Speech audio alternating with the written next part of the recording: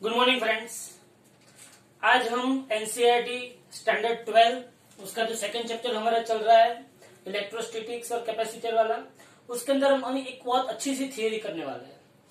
Theory जो है समझो आप कि हम लोगों ने फर्स्ट चैप्टर के अंदर देखा था इलेक्ट्रिक डाइपोल की इलेक्ट्रिक डाइपोल मोमेंट होती है। Electric dipole moment P is equal to हमने लिखा था, याद हो तो आपको, अगर आपको याद हो तो ये प्लस क्यू था और ये माइनस क्यू था। इसको आप पुरातन काल में इलेक्ट्रिक डाइपोल बोलते थे। और ये इलेक्ट्रिक डाइपोल के बीच का, दोनों चार्ज के बीच का जो डिस्टेंस था वो कितना था, 2a था। और यहाँ पे हम इलेक्ट्रिक डाइपोल मोमेंट लिखते थे 2a इंटू क्यू। बोलो लिखते थे कि नहीं लिखते थे? तो ये जो इलेक्ट्रिक डाइपोल मोमेंट है, ये electric dipole moment P is equal to 2a into Q है। अब मुझे यहाँ पे क्या पता चला, ये इलेक्ट्रिक डाइपोल को एक यूनिफॉर्म इलेक्ट्रिक फील्ड के अंदर, यूनिफॉर्म इलेक्ट्रिक फील्ड के अंदर अगर मैं ये इलेक्ट्रिक डाइपोल को रखता हूं, इलेक्ट्रिक डाइपोल मतलब ये प्लस क्यू चार्ज है, ये माइनस क्यू चार्ज है, इसको ये यूनिफॉर्म इलेक्ट्रिक फील्ड के अंदर अगर मैंने ये डाइपोल को रखा तो ये डाइपोल की पोटेंशियल एनर्जी, कौन सी एनर्जी, पोटेंशियल एनर्जी क्या होगी, वो हमको यहां पे ढूंढना है। तो ये थियरी का हेडिंग है, ध्यान से सुनना।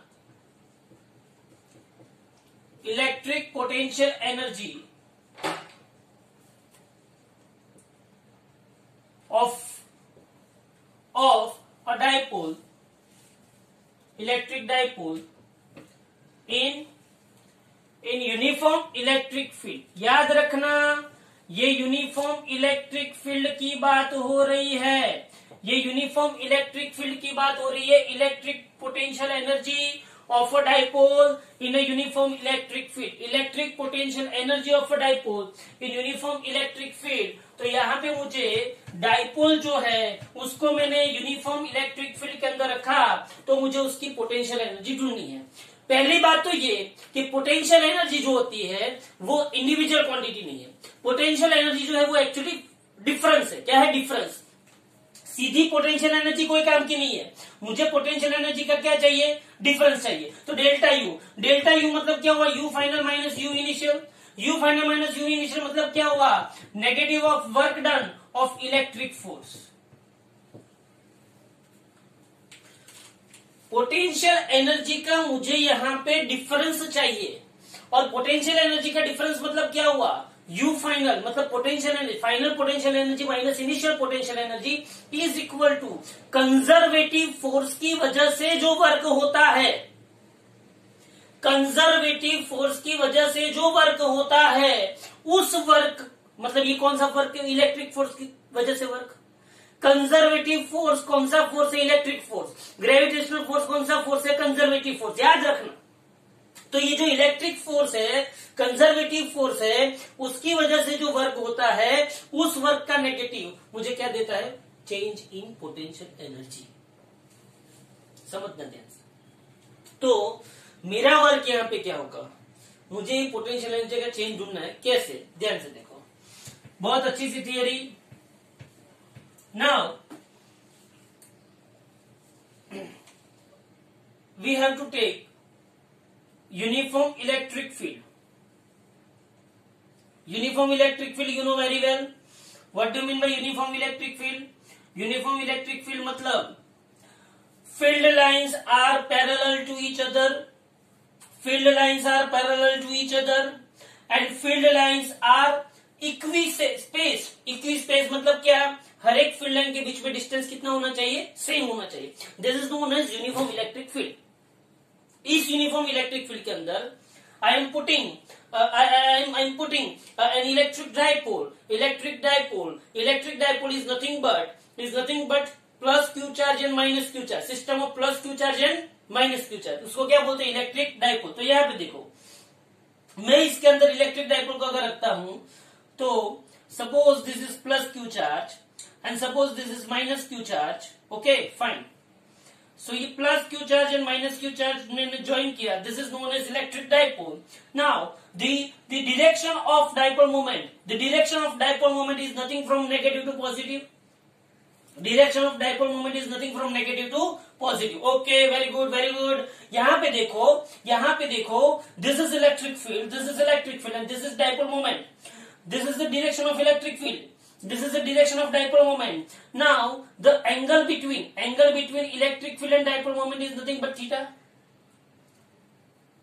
This is dipole moment. This is electric field. Angle between electric field and dipole moment is nothing but theta. अब आप ध्यान से देखो यहाँ पे.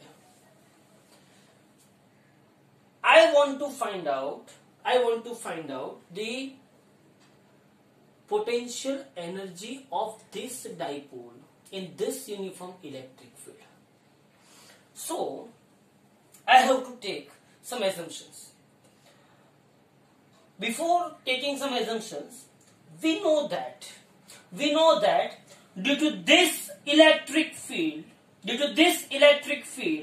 force on this plus q charge is in this direction. This is known as plus QE.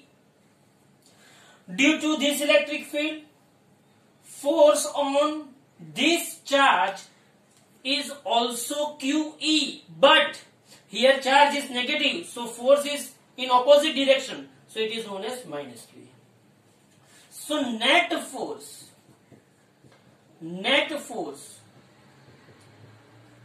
acting on the dipole, F net is equal to plus QE minus QE is equal to 0. अरे भाई बहुत बढ़िया. तो net force यहाँ पे क्या हुआ? 0. ये तो मुझे पक्का पता चल गया. इस E ने प्लस Q को ऐसे खींचा, माइनस Q को ऐसे खींचा, रिजल्टेंट नेट फोर्स क्या हो गया? 0 हो गया. समझ में आ रहा है? नाउ पोटेंशियल एनर्जी को फाइंड करने के लिए मैं और क्या कर सकता हूं? आपको शायद पता होगा कि वर्क जो है, वर्क इज इक्वल टू था force multiplied bye displacement. But यहां पे देखो कि नेट फोर्स 0 हो गया तो डिस्प्लेसमेंट की तो बात ही नहीं आती है. नेट फोर्स 0 हो गया तो 0 मल्टीप्लाइड डिस्प्लेसमेंट, वर्क क्या हो जाएगा? 0 हो जाएगा. इट मीन्स जो लीनियर फोर्स है, कौन सा फोर्स है? मतलब कि in this electric field dipole linearly motion कर सकता नहीं है. इसका लीनियरली मोशन हो ही नहीं सकता. क्यों नहीं हो सकता है? क्योंकि ये प्लस क्यू है, ये माइनस क्यू है. प्लस क्यू ने ऐसे खींचा, माइनस क्यू ने ऐसे खींचा. नेट फोर्स क्या हो गया? 0. नेट फोर्स 0 हो गया तो रिजल्टेंट डिस्प्लेसमेंट क्या होगा? 0. और रिजल्टेंट डिस्प्लेसमेंट 0 होगा तो वर्क भी क्या होगा? 0. That's all. अब मुझे क्या करना है? इसका मतलब ये हुआ कि यहां पे लीनियर डिस्प्लेसमेंट 0 हो रहा है, लेकिन यहाँ पे रोटेशनल वर्क हो रहा है, रोटेशनल फोर्स लग रहा है. And what do you mean by rotational force? It is known as torque. तो सुनो यहाँ पे टॉर्क की कहानी. यहां पे क्या होगा? देख भाई, ये प्लस क्यू यहां पे लगा, ये माइनस क्यू यहां पे लगा. What do you mean by torque? Torque मतलब रोटेशनल फोर्स मतलब टॉर्क. अब टॉर्क क्या था? बोलो टॉर्क क्या था? टॉर्क मतलब magnitude of force multiplied by distance between two parallel force. See, और ये कौन सा distance? Perpendicular distance between two parallel force. याद रखना, अगर मैं यहाँ पे किसी को ऐसे फोर्स अप्लाई करता हूं तो रिजल्टेंट फोर्स क्या आता है? 0. लेकिन अगर मैंने उसको ऐसे फोर्स अप्लाई किया, एक फोर्स ऐसे अप्लाई किया तो वहां पे टॉर्क लगेगा. आपको पता होना चाहिए कि वहां पे कपल फोर्स बनता है. कौन सा फोर्स बनता है? Couple force. और जब कपल फोर्स बनता है तब टॉर्क आता है. इसीलिए मैंने एग्जांपल दिया था 11th में. याद रखो, 11th में मैंने रोटेशनल काइनेमेटिक्स में मैंने पढ़ाया था आप लोगों को कि जब two force equal in magnitude, opposite in direction है, लेकिन अगर वो कोलिनियर नहीं है, सी, अगर यहाँ पे ये फोर्स प्लस क्यू ऐसे लगता और माइनस क्यू ऐसे लगता तो रिजल्टेंट फोर्स जीरो है, बराबर है, समझ गया। ये कोलिनियर फोर्स है, यहाँ पे टॉर्क भी जीरो है। लेकिन in our case this plus Q ऐसे लगता है, दिस माइनस क्यू ऐसे लगता है। This are not collinear, not collinear. और जब नॉट कोलिनियर फोर्स होता है तब कपल फोर्स बनता है, और जब कपल फोर्स लगता है तब टॉर्क बनता है। समझ में आ रहा है मेरी बात? याद करो, मैंने वो एग्जांपल दिया था कि किसी भी इंसान को अगर स्वर्गवास देना हो तो क्या करना चाहिए। हाँ, आपको पता है, आप उसको ऐसे लगाओगे, ऐसे फोर्स लगाओगे तो कुछ होगा नहीं, लेकिन ऐसे फोर्स लगाओगे, समझ में आ रहा है? ऐसे एक फोर्स ऐसे गया, एक फोर्स ऐसे आया, this is known as two equal and opposite force, two equal and opposite force in opposite direction but not collinear, that is known as couple। तो यहाँ पे वही केस हुआ। अरे भाई यहाँ पे वही केस हुआ, यहाँ पे टॉर्क कैसे लगा? तो भाई मुझे पता है कि ये प्लस क्यू ऐसे लगा, माइनस क्यू ऐसे लगा। अब देख मुझे यहाँ पे टॉर्क बनाना है तो मैं कैसे बनाऊं? Torque is equal to magnitude of force. बोलो मैग्नीट्यूड ऑफ फोर्स कितना है? प्लस क्यू, या तो मैग्नीट्यूड ऑफ फोर्स, मैग्नीट्यूड बोला तो मैंने क्यू ई लिखा। अब perpendicular distance between this two force, बोलो परपेंडिकुलर डिस्टेंस क्या है? कोई बता सकता है मुझे परपेंडिकुलर डिस्टेंस का है? तो मुझे पता है कि ये दो चार्ज के बीच का डिस्टेंस कितना है? 2a। परपेंडिकुलर डिस्टेंस मतलब this plus Q E, this minus Q E, this is known as perpendicular distance. What is the value of this?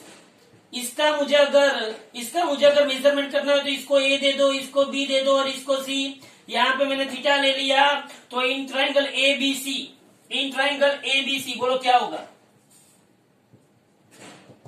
बोलो क्या होगा? इन ट्राइंगल एबीसी, मुझे एबी ढूंढना है। I want to find this perpendicular force AB. यहाँ पे ये plus Q आ गया और यहाँ पे ये क्या आ गया? एबी। एबी मुझे कैसे मिलेगा? तो मुझे पता है कि ये थीटा है तो sine theta, sine theta is equal to AB upon AC. Sine theta is equal to opposite upon hypo, opposite upon hypo मतलब एबी अपन एसी। तो AB is equal to AC sine theta.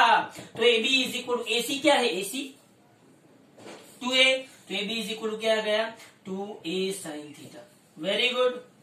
तो मुझे AB मिल गया, इस AB को उठा के यहाँ पे रख दो तो मुझे टॉर्क मिल जाएगा। Torque is equal to Q E into AB क्या है? 2a sine theta. Then torque is equal to 2aq into E sine theta. लेकिन what do you mean by 2aq? What do you mean by 2aq? 2aq is P. So torque is equal to PE sin theta. So this is the equation of torque. हमने ये equation first chapter में derive किया था, देख लेना उसके अंदर। तो टॉर्क का इक्वेशन आ गया। अब देख, टॉर्क का इक्वेशन आ गया। अब मुझे क्या करना है? I want to find potential energy, change in potential energy. मुझे टॉर्क मिल गया। अब मैंने इस डाइपोल को ऐसे यहां से, इस डाइपोल को ऐसे यहां से D small, very very small D theta जितना डिस्प्लेसमेंट किया, रोटेशनल डिस्प्लेसमेंट। यहां से इसको ऐसे थोड़ा सा समझ यहाँ पे इलेक्ट्रिक फील्ड लाइन ऐसे है, ये टॉर्क, ये डाइपोल है हाँ, इसको थोड़ा सा एकदम टिचुक सा थोड़ा सा इसको डी थीटा जितना रोटेशनल डिस्प्लेसमेंट दिया, तो torque into rotational displacement is nothing but work. क्या होता है? Torque into rotational displacement is nothing but work.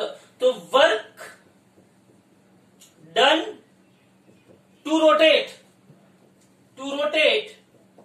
Work done to rotate a dipole by D theta, small rotational displacement.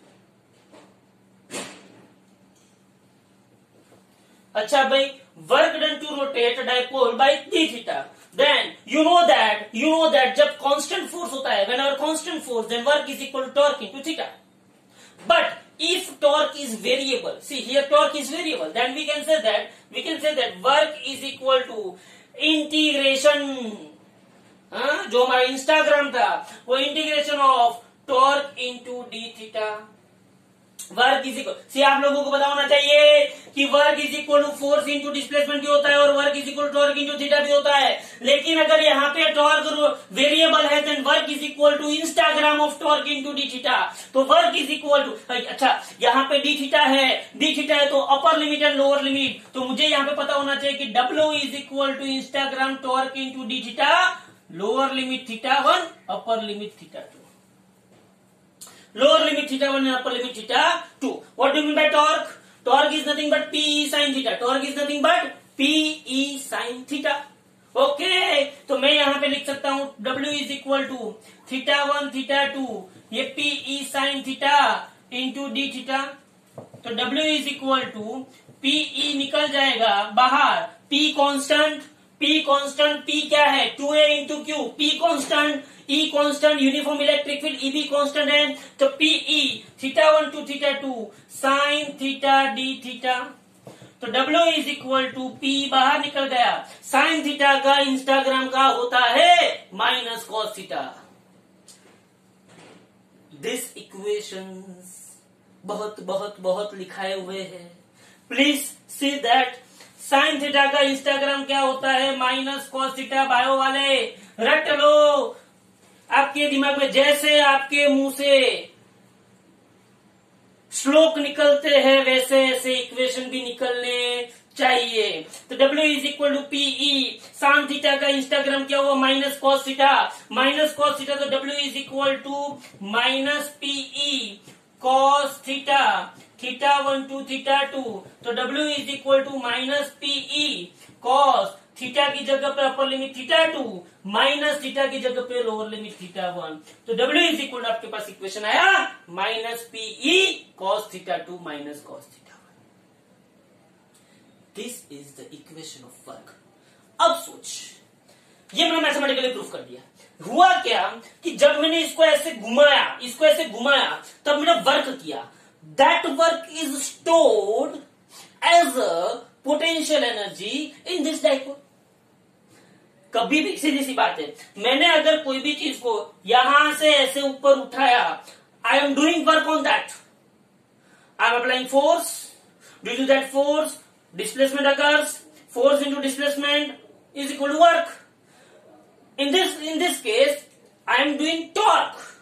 Torque is applying d theta small displacement occurs, theta 1 to theta 2, and that's why work occurs. And this work is stored as a potential energy in dipole. So this is known as equation of potential energy. This is known as equation of, see this work is stored as a potential energy in the dipole.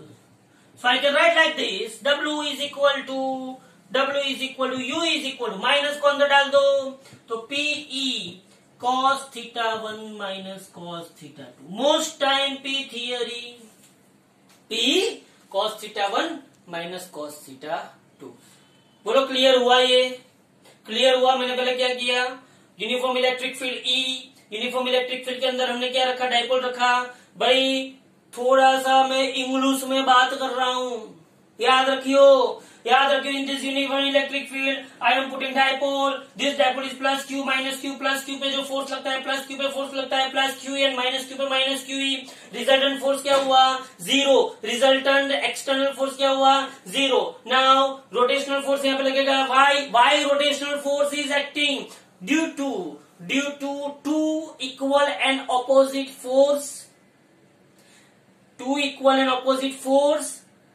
non collinear, and that's why यहाँ पे couple बना, couple force. अरे भाई couple आप जो बनाते हो वो कपल नहीं, ये कपल फोर्स बना, तो rotational force is equal to torque, and torque is equal to magnitude of force multiplied by perpendicular distance between, perpendicular distance. See this is the force and this is, see यहाँ पे इसको extend कर दिया, so this is the perpendicular distance between this two forces.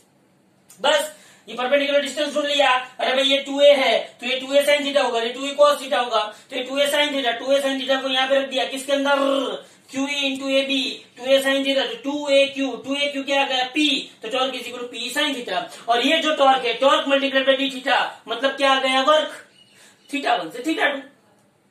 I'm assuming that, see, this is the situation. See, here, this is theta 1.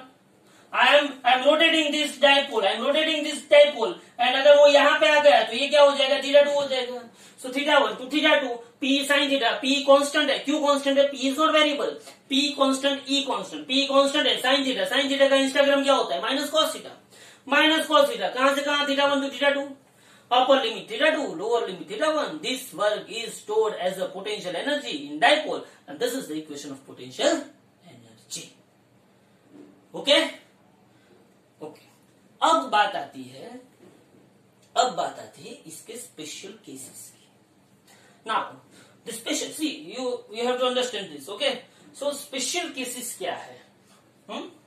So special cases. So यहां पे मैं आपको special cases बताता हूं, देखो। Now this is special cases, u is equal to minus P cos theta 2 minus cos theta 1 if initially dipole is perpendicular to the electric field then theta 1 is equal to 90 and theta 2 is equal to theta 1 में अगर 90 लेता हूं तो cos 90 0, तो cos theta 2 की जगह पे theta, तो आपके पास एक इक्वेशन बना u is equal to minus P E cos theta, this is the general equation. तो u is equal to minus P cos theta. Now this three special cases, if P and E parallel, then theta is equal to 0, cos 0 1, u is equal to minus P. This is known as stable situation. If P is perpendicular to E, ये E है और ये P है, then theta is equal to 90, cos 90 is equal to 0, तो u is equal to 0. And if P and E anti-parallel, कौन सा parallel? Anti-parallel to each other, then theta is equal to 180, and cos 180 क्या होता है, -1. तो u is equal to plus P. This is known as unstable position. Okay? Thank you very much.